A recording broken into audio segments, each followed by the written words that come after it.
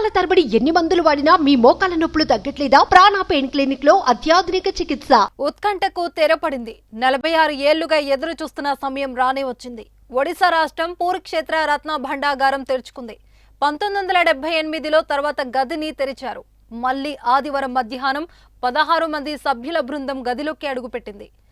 Archaeology నిపుణులతో పాటు snake catchers, పాములు కాటు వేసే వెంటనే ట్రీట్మెంట్ ఇవ్వడానికి డాక్టర్ల బృందం కలిసి లోపలికి వెళ్లారు.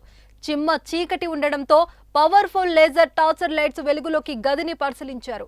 గదిలో భద్రపరిచిన విలువైన ఆభరణాలు, ఇతర వస్తువులను గది బయటకు తీసి వాటిని పెట్టెలలో తరలించనున్నారు. అనంతరం వాటిని లెక్కిస్తారు. ఇక నిధి తరలించేందుకు 5 చెక్క పెట్టెలను ఆలయానికి తీసుకొచ్చారు. ఉదయం 11 గంటల నుంచి భక్తులకు దర్శనం నిలిపివేశారు. శ్రీ క్షేత్రంలో అంతులేని సంపద ఉన్నట్టు ప్రచారం జరుగుతుంది.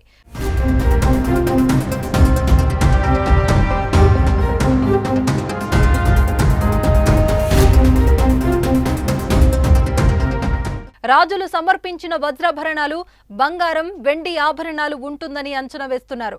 ఇక మరోవైపు శ్రీ క్షేత్రంలో జగన్నాథునికి నిత్యం 119 మూలిక సేవలు జరుగుతున్నాయి. వీటిని నిర్ణీత వేళల్లో సేవాయత్తులు చేపడతారు. ఎట్టి పరిస్థితుల్లోనూ సేవల అంతరాయం కలగకుండా బండాగారం ప్రక్రియను అధికారులు ప్రారంభించారు.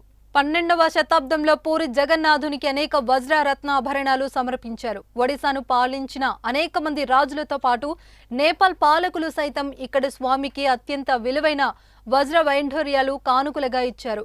మిగతా రాజులు సైతం యుద్ధాల్లో గెలుచుకున్న ధనరాశులను స్వామికి సమర్పించారు. వీటన్నిటినీ ఆలయం కింద రహస్య గదిలో భద్రపరిచారు. అనంతరం పద్మనాభ స్వామి వేలమాలిగలో ఉన్నదానికంటే ఎక్కువ నిధి ఇక్కడ ఉంటుందనే అంచనా. వీటి విలువ 1,00,000 కోట్ల విలువలు ఉంటుందని భావిస్తున్నారు. చివరిసారిగా 1978లో రహస్య గదిని ఓపెన్ చేశారు. ఆనాడు 70 రోజులు లెక్కింపు సాగింది. ఇప్పుడు మళ్లీ 46 ఏళ్ల తర్వాత ఈ రహస్య గదిని నేడు తెరిచారు. లోపలికి వెళ్లాక స్వర్ణకారులు, శాస్త్రవేత్తల పర్యవేక్షణలో లెక్కింపు చేపడతారు. ఈ ప్రక్రియను మొత్తం వీడియోగ్రఫీ చేస్తున్నారు.